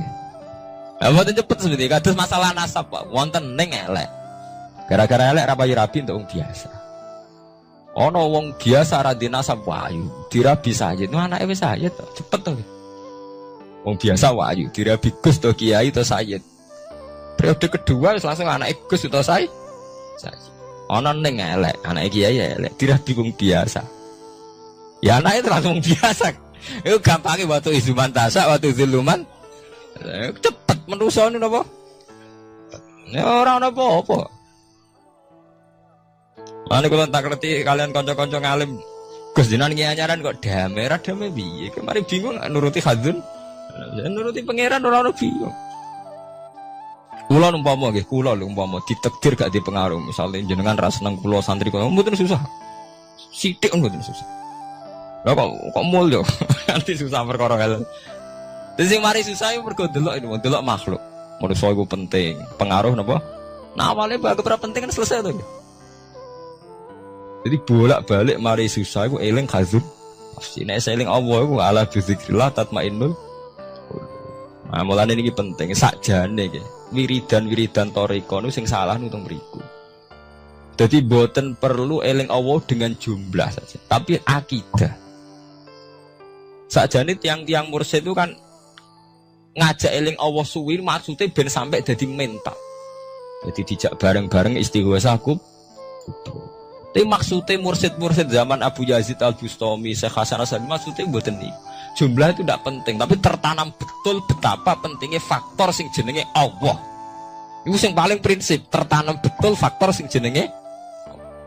Dan sampai nyebut jumlah itu, nak maca Allah ping 1000 mari ngene, nak maca ping 500 marai ngene. Kok terus hitung-hitungan jumlah ambek Allah jeh dagang. Rata-rata ijazah ra koyo wong dagang to. Nak maca ping 1000 untuk ngene, nak 2000 ping umpamane nak kelar 10.000 suwengi malah ngene. Jadi sebetulnya mursyid-mursyid toriko itu ono salah kok pentingnya kok jumlah. Tapi nggih sae artinya tetap sae. Bagaimanapun wiridan wis sae, tapi harusnya yang lebih penting ditanamkan. Inti eling Allah itu untuk membunuh atau melumat atau ngilangno hadzun nafsi. Paham ya? Karena eling jumlah tok sampai nyebut Allah ping 100 ping 1000 tapi hadzun nafsi ya tetap sampai gampang takabur, gampang putus asa, gampang salah. Iku maksudnya ala fi zikrillah tatmainnul qulub. Nek eling Allah iku ati tenang. Mergo kowe ora ngarah hasud. Soale sampean ditonggo duwike akeh rezekine akeh. Nek eling kok Allah mesti ra hasud. Allah lagi maringi dekne rezeki akeh. Ya wis kan, kowe ngasuti Allah. Mboten saged to nggih. Tapi nek nyebut wong iku, trimo parman kok duwike akeh entuk kondi. Oh wis awale nyebut wong kan nggih. Trimo parman-parmen kerjane ngono kok duwike akeh entuk kondi. Tapi ora sampai nyebute Allah kan selesai to nggih. Allah ngekeki dekne rezeki akeh. Urusane sampean mbek Allah to. Kan malah keren to nggih. Dadi ono apa wae urusane langsung mbek Allah. Allah ngekeki dekne rezeki akeh. Allah lagi ngekeki rezeki aku sithik. Dadi urusane Allah terus, kan selesai. Sakjane medun derajat lho sampean urusan mbek wong. Trimo parmen kok duwike akeh. Akhire urusane sampean mbek parmen to. Nggih mboten? Lho enggak. Katakan kiai pertuntang-pertuntung mergo ana bupati dolim. Cah iku Gus nasabe elek wonge kurang ajar kok dadi bupati gak trimo. Tak jawabnya itu. Nah, aku malah ora trimo mbek ilmu. Yo ngaji mulai cilik ora trimo mbek keputusane pangeran. Agar bu awali kan ya Allah nak ngersakno Parmina sudah dadi bupati. Lah gampang to. gampang mudi cara nglatih ikhlas. Allah nak ngersakno parmen lah iso dadi napa? Bupati. Nah, sampean soal protes. Tapi niku nek dadi bupati ini melakir ilmu syariat lha iku wis kewajiban ulama ngandani, tapi nak drengki tetep salah. Soal iku jadwal amar ma'ruf nahi mungkar ngoten mawon nggih mboten. Misale kita ora bupati dolim mak kita ulama duwe kewajiban amar ma'ruf nahi. Nah, tapi soal drengki iku tetep salah to nggih. Cuma parmen udah di bupati, ini kurang dinasab kok ngiyai. Orang kurang dinasab kok ngiyai barang mbok bakas. Mesti nak, ya mergo gara-gara gak nyebut Allah, sing mbok sebut ku nasab manjane, mbok sebut Allah selesai. Allah nak ngersakno, iku trimo anake si A si B, bapake dhisik-dhisik ngono kok saiki anake ditakdir dadi kiai. Nek Allah ngersakno ora ana mukhal, selesai kan nggih. Iku jenenge ala bi zikrillah tatmainnu. Pokoknya sing mbok sebut itu faktor Allah mesti ndadekno damai. Maksudnya tarekah kan nyebut Allah terus ngoten niku ben tertanam pentingnya faktor sing jenenge Allah. Jebule mau disebut jumlah itu. Nah niku sakniki didandani ya nek iso ya jumlahe ya atine. Nek ora iso salah sitok. Salah sitok ya ati ae paling. Kul yaumin huwa fi sa'antis kabiyain hari waktin wa ta'awa fi sa'in dalam keputusan. Amrin diksi keputusan yuziruhu kang ngetono sapa Allah ing amar ala wifkima. Ing antase nyocoki perkara qadarahu kang wis takdir sapa Allah ing mafil azali ing dalam zaman azal. Min ihyain saking uripno wa imatatin lan mateni. Wa izazin lan mulyakno wa izlalin lan ngina. Kabeh wis ditakdir pangeran, mulai wong ditakdir urip mati wa izazin lan mulyakno wa izlalin lan ngina. Ngina. Ya mari sampean janggal perkarane iku. Trimo parmin ora dinasab kok dadi kiai. Trimo parman kok dadi bupati. Salam dhewe ora ngunsurno Allah. Nek cara mbok unsurno Allah, selesai. Allah nak ngersakno cak. Wong kok ino saiki dadi mul. Ya padha wae nek ana mulya sampean janggal, Bro. Kiai jebule ngono. Mereka nyebut makhluk jenenge kiai. Nak wis ngersakno pira wae. Ini selesai. Wa idladen lan ngina wa ifnain lan nyugehno. Wa idamen lan melaratno. Wis kabeh kersane Allah. Nguripno mateni mulyakno nginakno wa ifnain lan nyugehno wa idamen lan melaratno. Orang itu cara berpikir nuruti nafsu, itu yang bahaya. Makanya Quran ngeritik ara'aita man ittakhadha ilahahu hawa. Orang yang cara berpikir itu nuruti hawa nafsu. Kalau zaman Nabi, zaman sahabat, zaman ulama itu enggak seperti itu. Sehingga cara berpikir itu mudah. Makanya kata Nabi absyiru ya ma'syaral muslimin kata. Kamu harus senang ya ma'syaral muslimin. Allah sekarang buka pintu langit yang sebelumnya enggak pernah dibuka. Dan Allah yubahi bikum malaikata. Dan Allah membanggakan kamu kepada para malaikat. Kenapa? Umatnya Muhammad, umatnya Rasulullah Muhammad SAW, itu kalau sampean kepengen mati setiap saat itu baik, itu resepnya gampang kata Nabi. Addu faridotan wantadzoru ukhra. Jadi Allah memberitahu, ya Muhammad umatmu ini luar biasa. Jadi misalnya tadi kita sholat subuh, ditanya, Bahak kamu sekarang ngapain? Nunggu sholat duhur ya. Setelah sholat duhur ditanya lagi nunggu apa asar. Sehingga faman kanat hijratuhu ila wa rasulih fa hijratuhu ila wahi. Jadi kalau ya sudah ini tak ijazahkan. Kalau setelah sholat subuh nunggu apa? Duhur. Setelah duhur nunggu. Sehingga ketika kita mati itu statusnya penunggu sholat. Tapi kamu kan enggak miskin. Kenapa? Penunggu kaya. Ya itu enggak masuk surga itu. Penunggu kemapanan. Berarti kan menunggu sesuatu yang seleranya nafsu. Beda kalau penunggu sholat. Berarti kamu di dunia menunggu ritual ibadah. Maka di antara ijazahnya Nabi apa?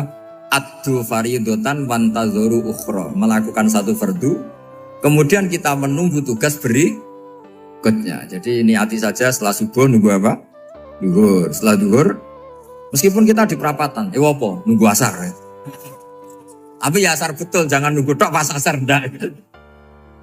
Jadi sebetulnya umat ini gampang sekali. Jadi di antara kebanggaan Allah, yubahi itu Allah bangga dengan malaikatnya adalah umat ini adalah addu faridotan wantadzoru ukhra. Melakukan satu fardu, kemudian menunggu fardu yang lain. Dari mengkhidmati kampus, ingin mengkhidmati masyarakat. Dari satu masyarakat lokal Semarang menjadi sampai sekarang, sampai Banjarmasin, Unisula mau bikin kampus di sana, terus gitu. Dari satu tugas ke tugas yang lain. Makanya Islam diajarkan setelah satu tugas selesai, faida farughta fansab. Jadi sehingga hidup kita itu dinamis. Dari satu kebaikan menunggu kebaikan lain, dari satu kebaikan menunggu. Sehingga hidup kita ngapain? Nunggu satu kebaikan. Ini sudah masuk faman kanat hijratuhu ilallahi wa rasulih fa hijratuhu ilallahi wa rasulih. Sehingga orang bayangkan kalau kita direkam Allah. Gusti kula ampun mati nak dereng sugih. Wis melarat puluhan tahun. Sakit, nunggu sesuatu sing sifatnya nafsu, kepengin sugih. Sugih tok aja cukup. Tahu buruh wong sing tahu ngenyek ndekne lho, itu kan urung-urung wis dendam. Saya belum mau mati sebelum kaya dan buruhkan orang yang pernah melecehkan saya. Wis ngono akhirnya mati urung sugih. Berarti wis fakir matine hasud. Mau itu ngenes dunia akhirat kan kira-kira seperti itu. Kamu santai aja kalau fakir berarti meringankan hisab karena ada banyak harta. Yang mau dihisab papanya, tidak punya apa-apa. Jadi saya mohon sekali ya, Islam itu mengawal kebahagiaan. Sebab itu sampai bahagia itu menjadi perintah Islam. Qul bi fadlillah wa bi rahmatihi fa bidzalika falyafrahu. Karena dengan bahagia bi taat diharapkan orang Islam itu tidak bahagia atau cari kesenangan lewat jalur Mas. Sehingga ciri utama wali apa? Ala inna awliya Allahi la khaufun alaihim walahum yahzanun. Sehingga ulama dulu itu rileks-rileksnya. Termasuk yang saya ceritakan tadi, Imam Ahmad, Imam Syafi'i, itu melihat apa saja rileks. Ya tadi kalau disenangi orang ya barokah, punya kawan kebaikan. Nak dineng ya barokah dineng di gedingi tonggo rada utang, ranjuk tulung gitu. Jadi rileks saja. Masyhur itu Imam Syafi'i ngendikan waman asaa ilaika faqat atlakoka. Orang yang berbuat buruk sama kamu, hakikatnya adalah membebaskan kamu. Atlaqo itu apa? Membebaskan. Enak gak jadi hidup gitu? Kalau kamu kan enggak, kok gedeng aku salahku apa? Malah kamu ujub tuh, orang kok gak tahu salahnya. Kamu jadi suami, istrinya ngomel, kurang apa saya sebagai suami? Ya kurang banyak, enggak ganteng, enggak kaya, enggak ini. Malah kalau diterangkan malah parah toh. Ya sudah rileks saja, kalau dia ngomel ya tadi alhamdulillah dapat pahala tanpa apa? Biaya. Terus ngomel kan butuh energi, paling yang tidak kuat 3 jam. Nanti juga berhenti apa? Terus ambil nilai positifnya, misalnya ngomel sama suaminya, bagus lah. Kalau ngomel sama tetangga malah kayak apa gitu aja udah. Jadi ulama dulu itu gampang sekali melihat hidup. Rasulullah ya gitu, melihat hidup tuh gampang saja. Ketika tanya, ya Aisyah apa ada sarapan? Tidak ada ya Rasulullah, ya sudah saya tak puasa. Jadi enteng saja. Kadang-kadang beliau ingin puasa, ya puasa sunat, ada sarapan nggak jadi puasa. Rileks. Nabi itu rileks. Kalau ngajari kebaikan juga rileks. Nah sekarang itu banyak orang yang karena mungkin kurang baca, Islam itu kayak jadi aturan yang bengis, yang repot, yang mengekang. Itu tidak seperti itu. Yuridu wa bikumul yusra wala yuridu bikumul usra. Allah menghendaki agama ini mudah. Sehingga ada sahabat di Imami Mu'ad itu baca Baqarah. Sahabat ini pekerja petani. Mufarokoh ditinggal.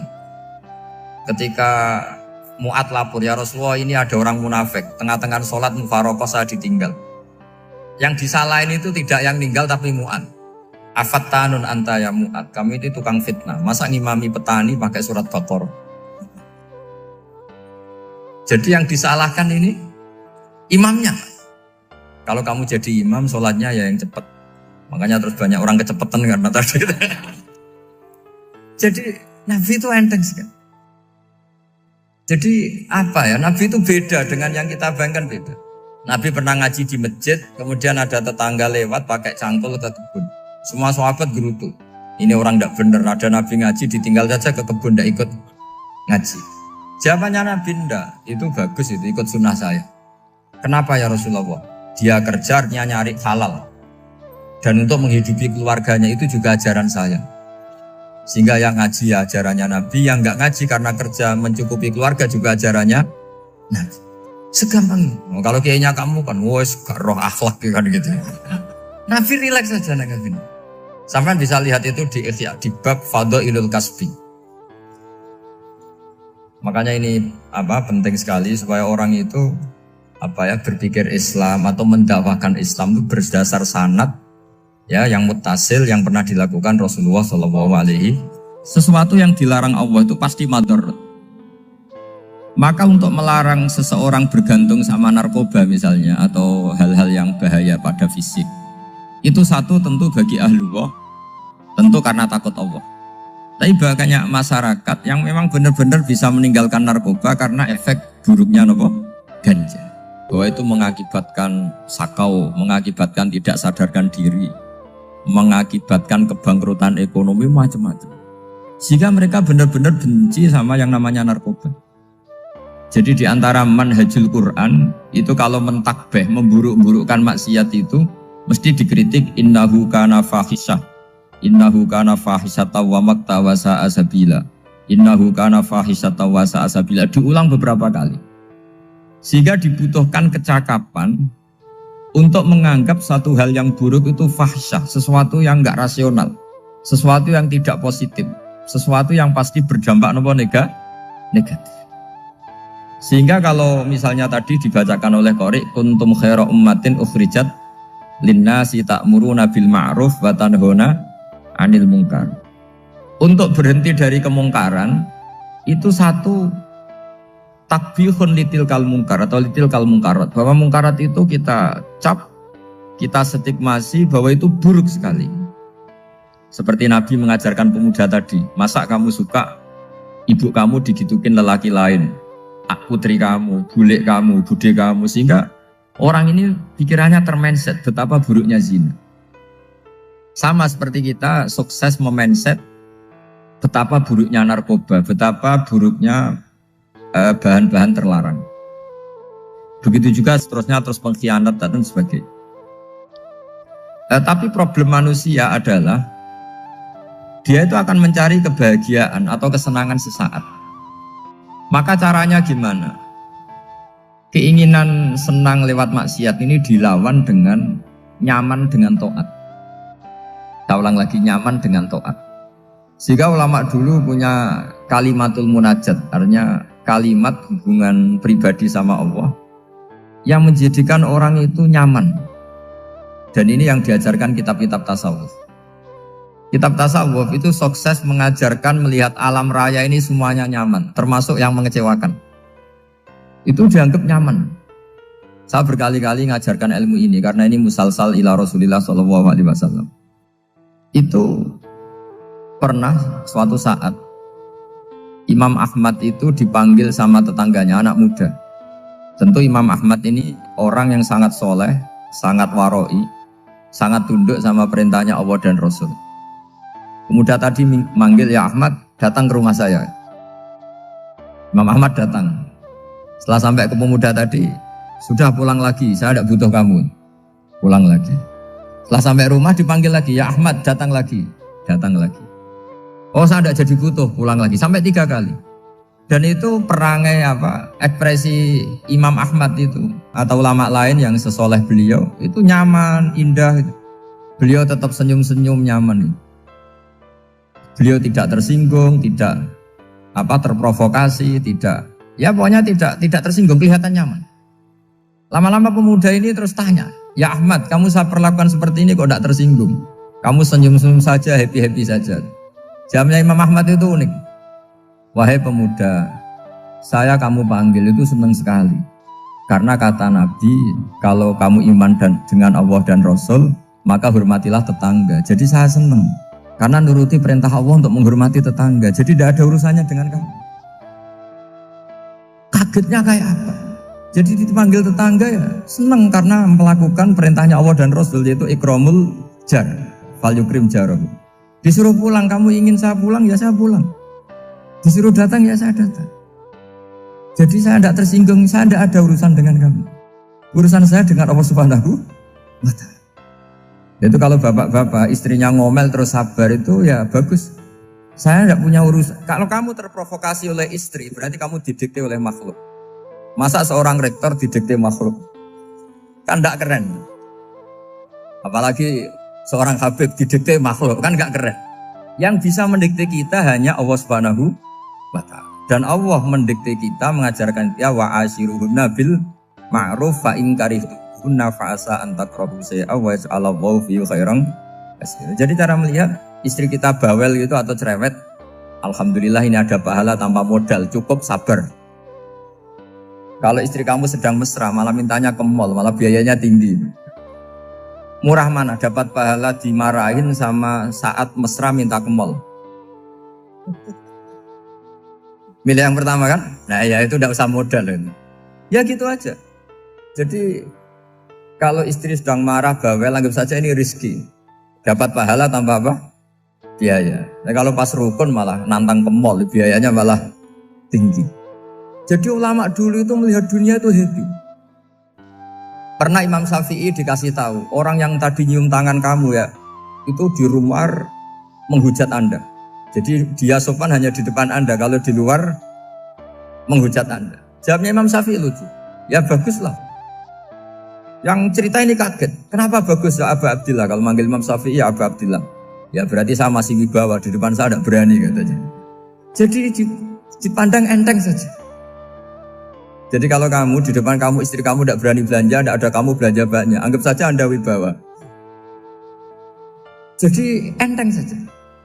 Pernah Imam Syafi'i dikasih tahu, separuh dari kampung Anda itu gak suka kamu. Ya bagus lah. Kenapa? Oh nak rukun malah bakal utang katanya gitu. Kira-kira yang utang itu yang rukun apa yang neng-nengan? Yang rukun.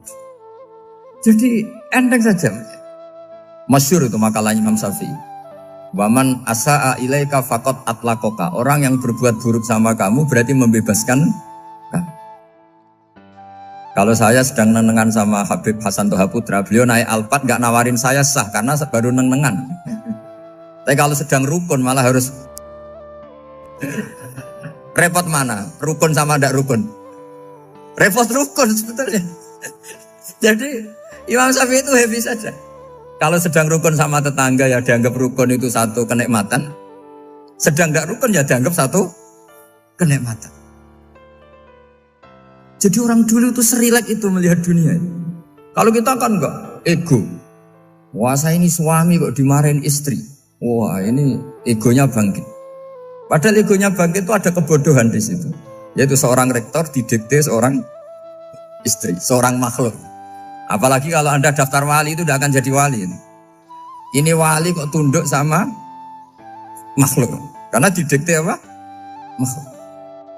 Maka Imam Ahmad ketika tetangganya bully gitu ya santai saja beliau happy. Ketika pemuda tadi eskal janggal. Kenapa kamu gak tersinggung ya Ahmad? Memangnya saya harus tersinggung gimana? Kan tak panggil tidak jadi, tak panggil tidak jadi. Hei pemuda, saya ini tidak punya urusan dengan kamu. Saya nuruti kamu karena perintahnya. Saya senang melakukan perintah Allah, harus berbaik sama kamu. Sampai 3 kali. Ajarkan Muhammad atau katakan Muhammad pada umatmu, sebaiknya atau seharusnya mereka hanya gembira dengan melihat fadlnya Allah dan rahmatnya Allah. Ini harus kita pahami mulai dari konstruksi yang paling pokok, yaitu akidah. 2 ahwal. Ahwal itu 1 perilaku sosial.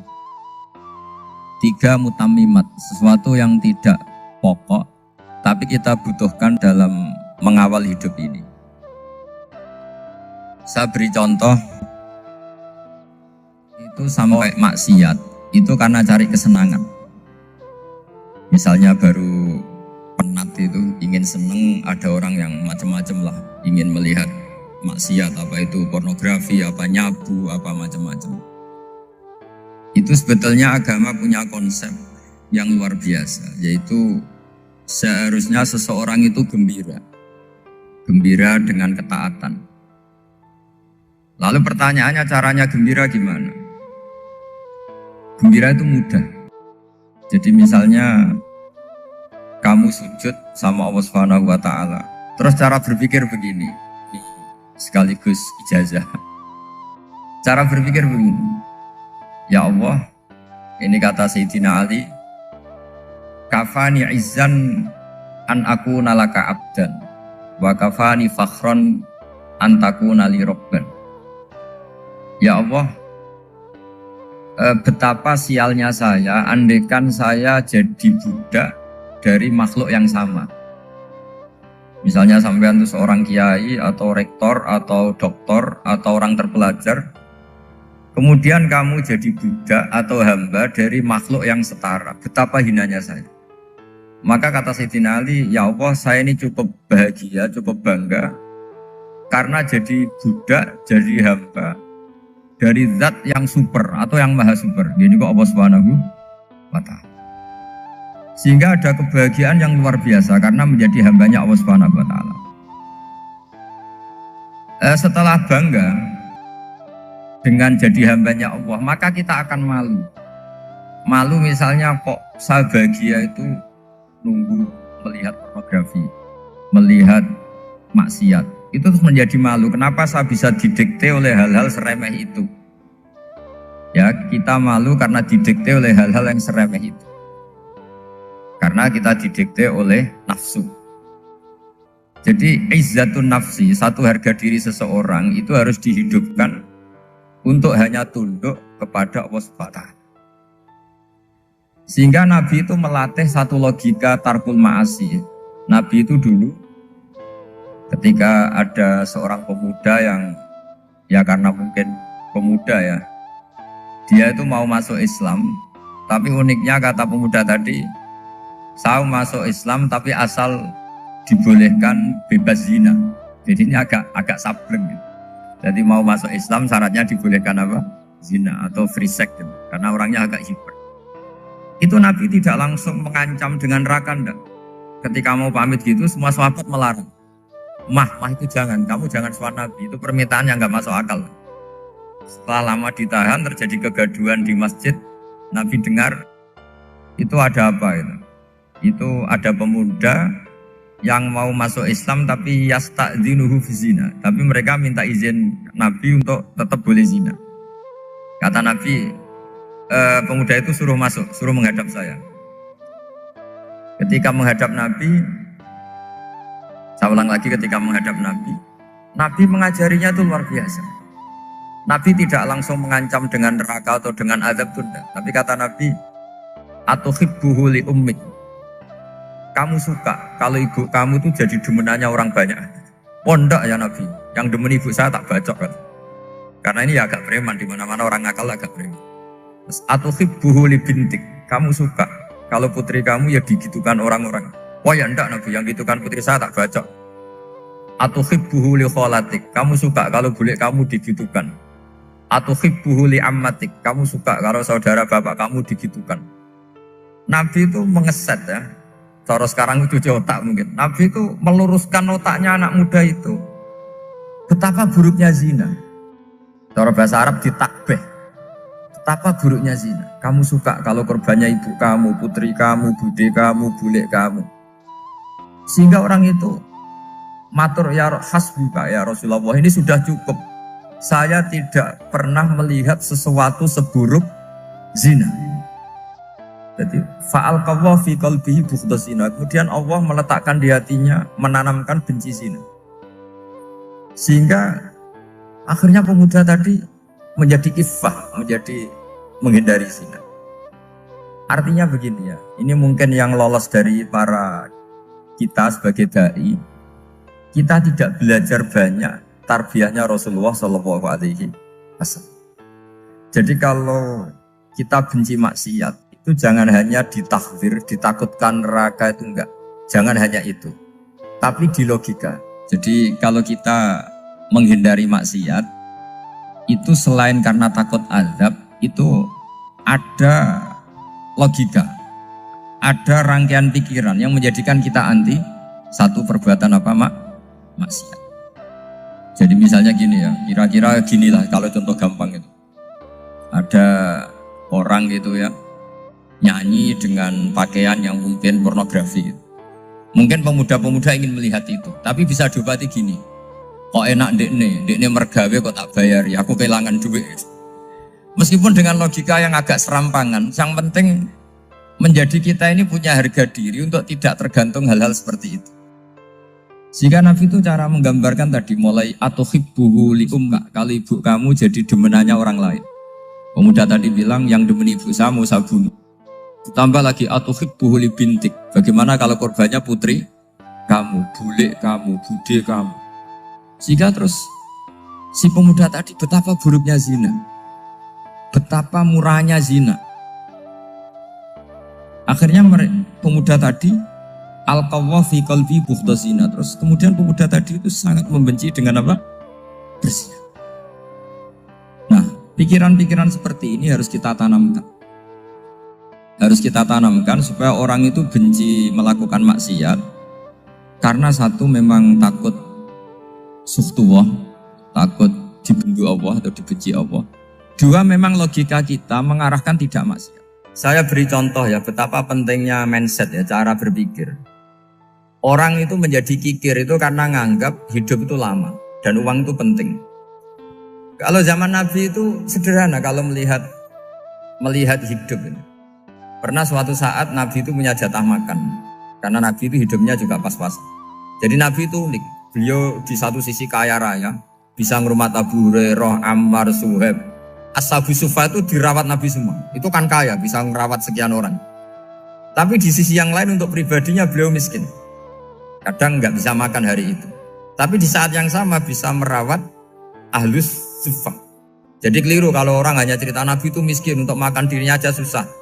Itu keliru. Kelirunya kalau tidak diteruskan, tapi Nabi mampu menghidupi ahli sufah. Singkat cerita, jatah makannya Nabi itu dikasihkan orang ketika Nabi tanya, ya Aisyah, makanan jatah saya di mana?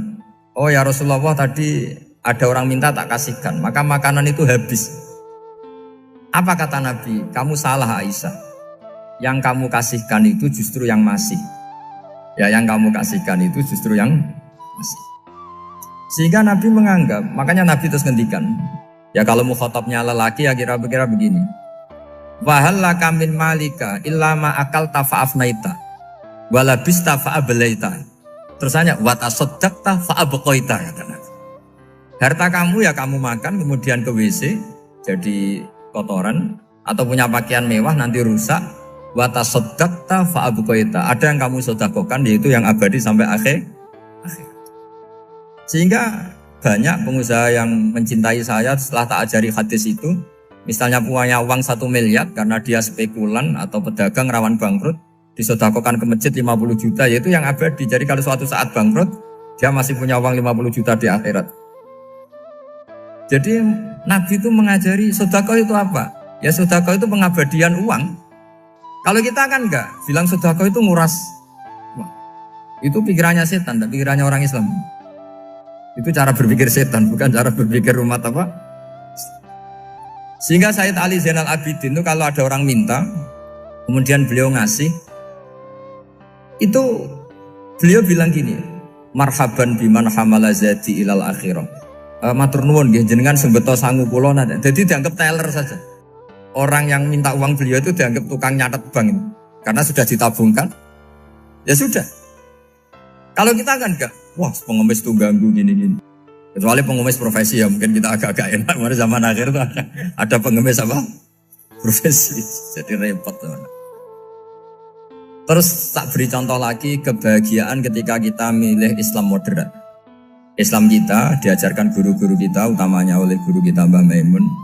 Saya juga sering ketemu beberapa ulama dunia, termasuk Habib Umar. Saya juga ikut sowan ke sini pas beliau sama Habib ini Hasan Toha Putra di sini sama orang-orang moderat. Itu cara berpikir juga luar biasa indah.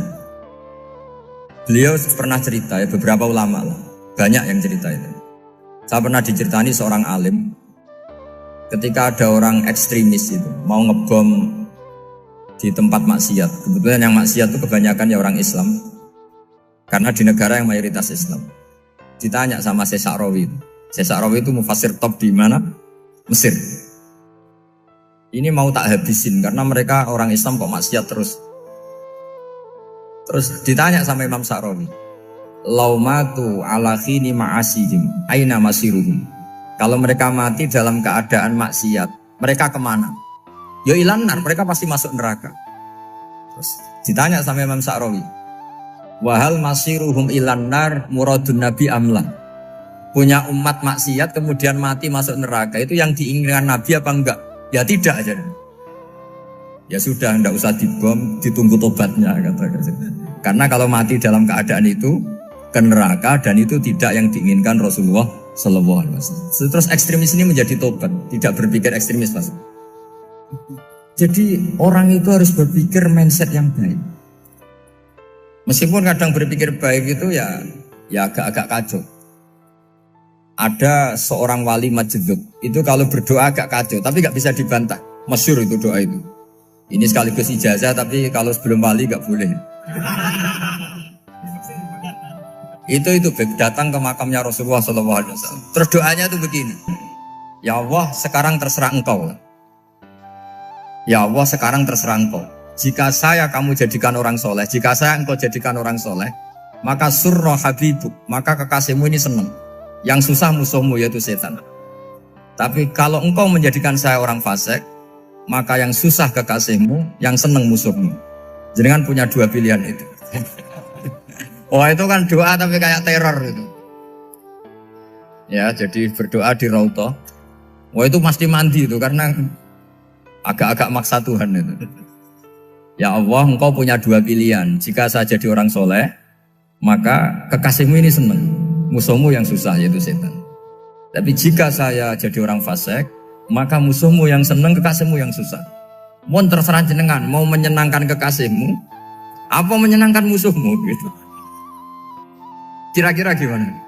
Kalau tertarik boleh doa itu dipraktekkan. Tapi kayaknya kalau copy paste itu gak keren, apa?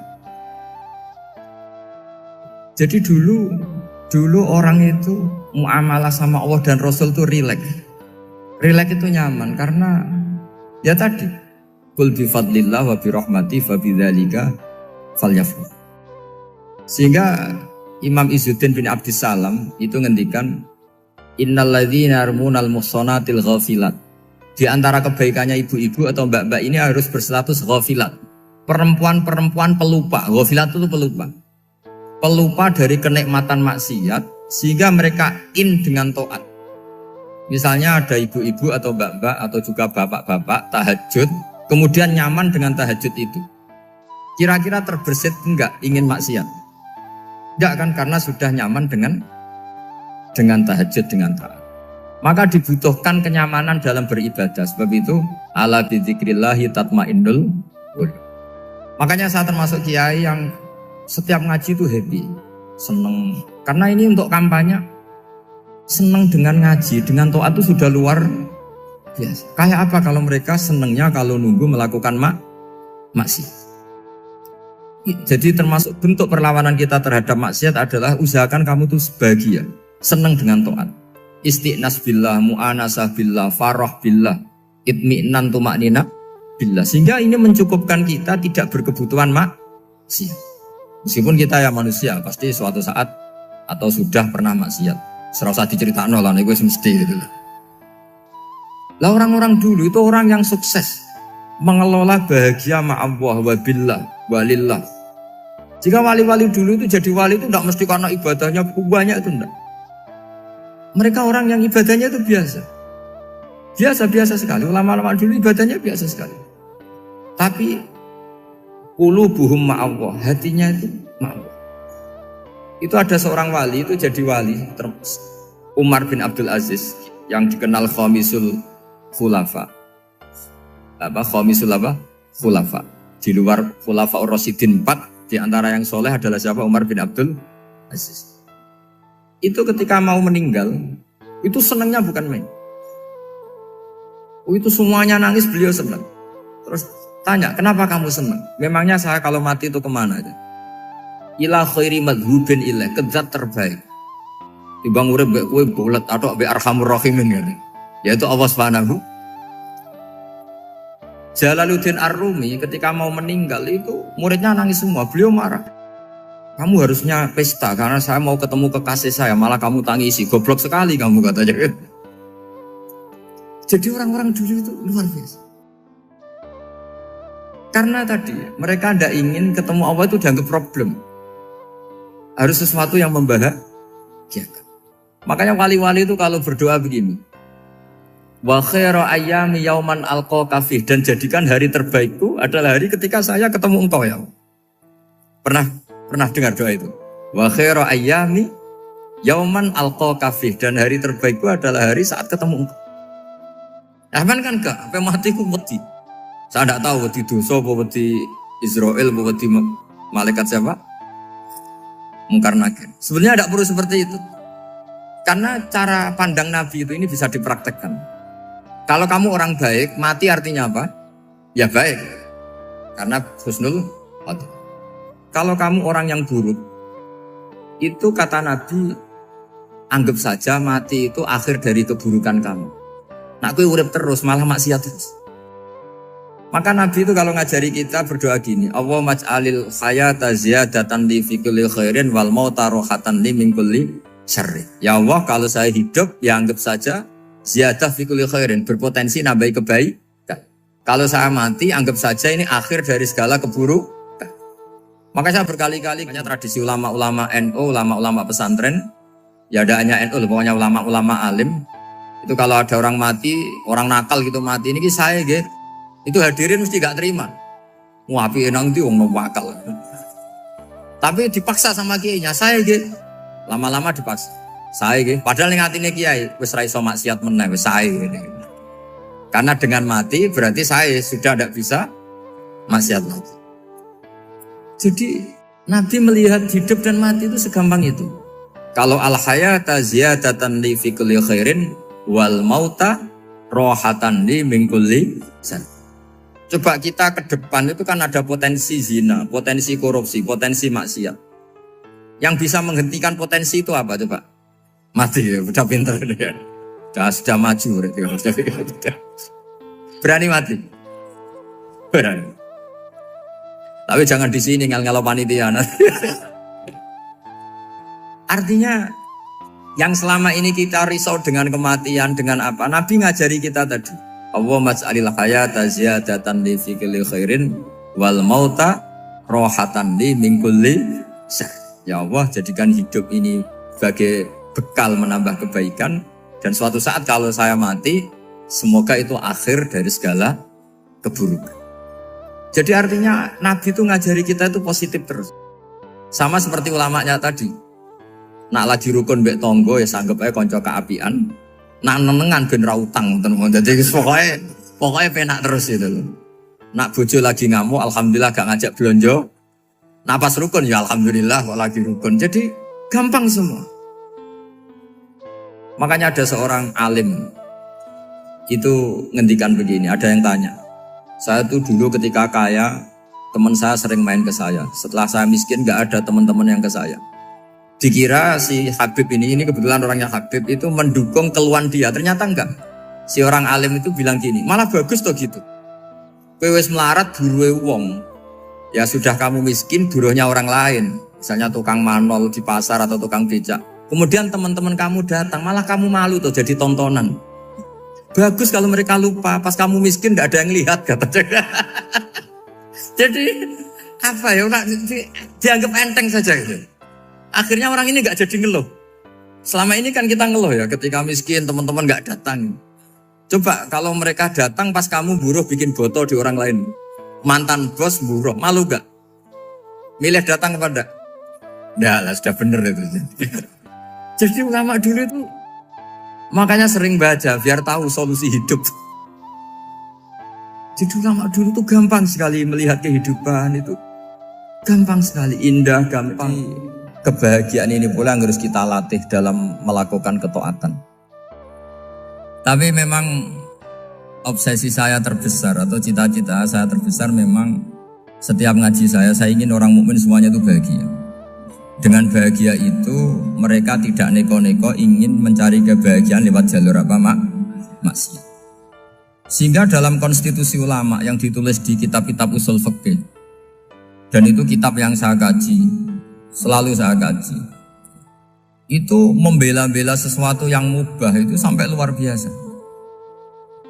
Karena melihat mubah itu, misalnya Anda tidur itu berstatus mubah. Anda bermain catur berstatus mubah.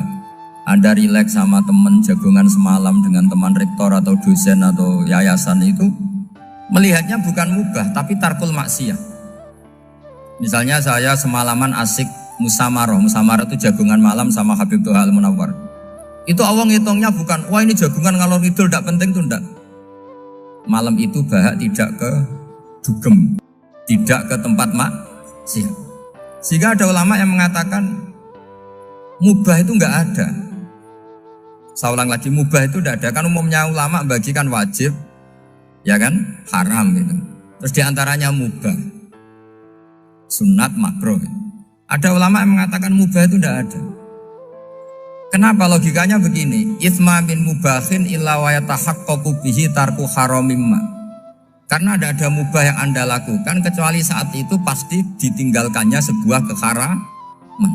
Misalnya Anda sedang jagungan sama istri di luar, di rumah, asik di rumah semalaman. Mungkin bahas hal-hal yang ringan. Mungkin melihat sinetron atau apa yang ringan. Tapi di situ terjadi Anda meninggalkan ke tempat-tempat maksiat. Sekarang ninggal maksiat itu wajib apa mubah? Wajib. Padahal Anda sedang melakukanmu. Nah, itu dicatat oleh Allah itu tarkul haram, meninggalkan keharam.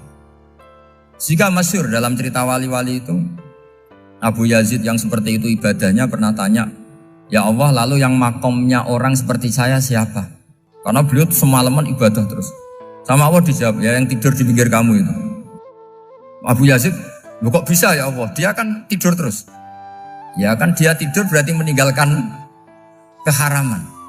Ngomong sing potongan tukang maksiat itu apik turu apik melek kira-kira. Apik turu. Timbang sama nak melek pola wis turu ae kira-kira gitu. Jadi enggak usah dipaksa tahajud, dipaksa qiyamul lail itu. Iya kalau qiyamul lail. Kalau dapat informasi, ke sini ikut saya terus katut kan repot. Jadi perlawanan terhadap maksiat itu sebetulnya gampang dalam Islam karena tadi nggak ada sesuatu yang mubah kecuali saat dilakukan berakibat meninggalkan keharaman. Mudah sekali. Jika banyak orang jadi wali itu karena melakukan mubah. Itu ada orang jadi wali itu karena sering makan. Ya makan biasa itu. Karena ketika makan, ya Allah, betapa doifnya saya. Katanya saya presiden, katanya saya rektor, saya kiai. Ternyata kalau nggak makan tuh lemes. Apa hebatnya makhluk yang bergantung makhluk yang lain, yaitu makanan. Nah karena seperti itu terus dia al-laja ilallah, terus dia sungkeman ning Allah. Betapa lemahnya saya. Sebab itu ketika Quran mengkritik dan dengan tanda kutip kemungkinan Tuhannya Isa bin Maryam, itu ngeritiknya sederhana Quran itu.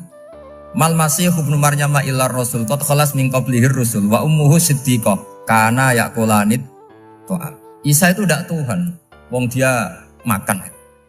Kamu kebayang enggak misalnya punya Tuhan, tadi Tuhan mampir ke rumah saya, dia lemes. Setelah tak kasih makan sehat lagi gitu. Itu kan enggak kebayang gitu. Tapi Tuhan marung di rumah saya, lemes tak gratisin, kayaknya enggak punya uang gitu. Setelah makan, gairah lagi. Kebayang nggak punya Tuhan seperti itu. Sehingga Quran kalau gojlok sederhana, karena yakulanit Tuhan.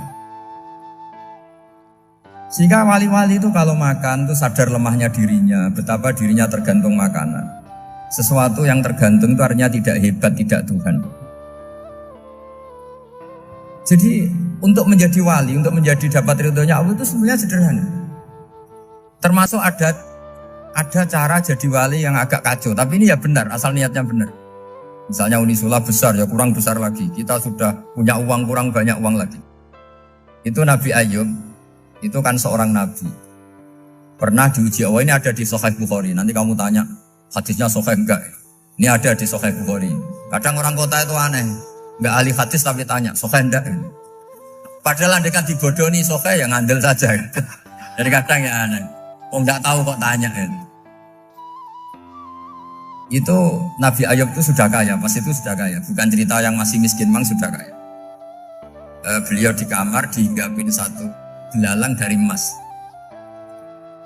Setelah belalang itu dikejar, ternyata yang jenis itu banyak, semuanya dari emas. Ngambil sana sini, ini yang kesak ini dipenuhin, saku ini dipenuhin, sampai banyak. Sama Allah digojlok, kamu itu nabi saya. Kenapa kamu mengumpulkan harta sebanyak itu? Kamu itu nabi saya kok rakus? Jawabannya, ya Allah, siapa yang bisa kenyang dari rahmatmu? Ya, jadi kalau kamu punya uang 1 miliar, kok ingin 1 miliar 100, ingin 1 miliar 200, itu cara ngitung bukan uang. Ya Allah, siapa yang bisa kenyang dari rahmatmu? Karena rahmat Allah tidak terbatas, sudah Gusti tenang saja. Meskipun saya gini, rahmat Anda tidak akan habis. Sehingga waroi ada ilmunya, tomak juga ada ilmunya. Termasuk ragus itu juga ada ilmunya. Misalnya begini, ini contoh rakus yang ada ilmunya begini. Ini saya beri contoh. Mungkin yang boleh niru orang-orang soleh, kalau nggak soleh jangan. Imam Syafi'i ini cerita nyata. Imam Syafi'i itu dulu ketika ngaji masih muda itu nggak suka sama guru yang kaya. Kebetulan dia punya guru miskin terus. Namanya Sufyan As-Tsauri, itu miskinnya Masya Allah. Sufyan bin Uyainah juga miskin. Jadi dia miskin, punya guru miskin terus. Sehingga idolanya ya sama guru-guru yang miskin. Suatu saat guru-guru ini menyarankan dia ngaji Imam Malik. Imam Malik itu kaya raya. Itu babutnya Imam Malik kalau diinjek itu mata kakinya tidak kelihatan saking halusnya. Kalah Indonesia lah kalah. Imam Malik tuh gaya.